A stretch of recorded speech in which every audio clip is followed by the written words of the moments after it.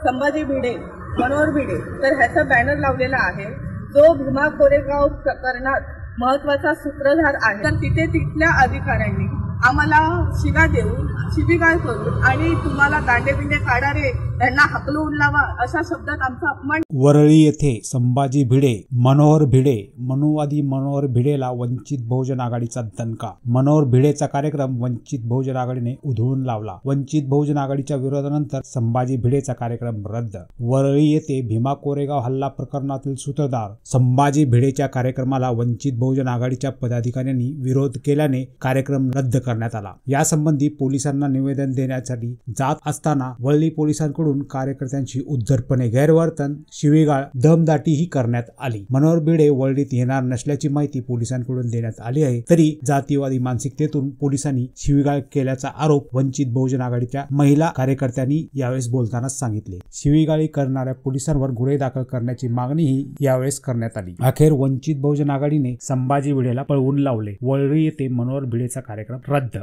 संभाजी भिडे, मनोहर भिडे तर ह्याचा बॅनर लावलेला आहे जो भीमा कोरेगाव प्रकरणात महत्वाचा सूत्रधार आहे।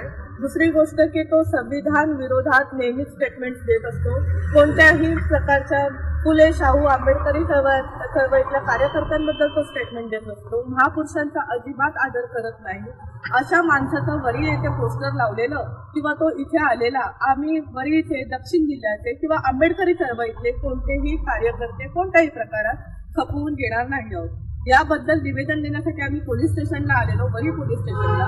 तर तिथल्या अधिकाऱ्यांनी आम्हाला शिवीगाळ करून आणि तुम्हाला दांडेबिंडे काढा रे, त्यांना हकलून लावा अशा शब्दात आमचा अपमान केलेला आहे। त्यांनी हाही विचार केला नाही की हे कोणत्याही प्रकारच्या मंडळाचे कार्यकर्ते नसून एक चळवळीचे कार्यकर्ते आहेत म्हणून या महिला पदाधिकारी आहेत। आमच्या सर्व युवा आघाडी, बेसिक आघाडी, महिला आघाडीच्या सर्व कार्यकर्त्यांना हे शिवीगाळ करून आमचा अपमान केलेला आहे।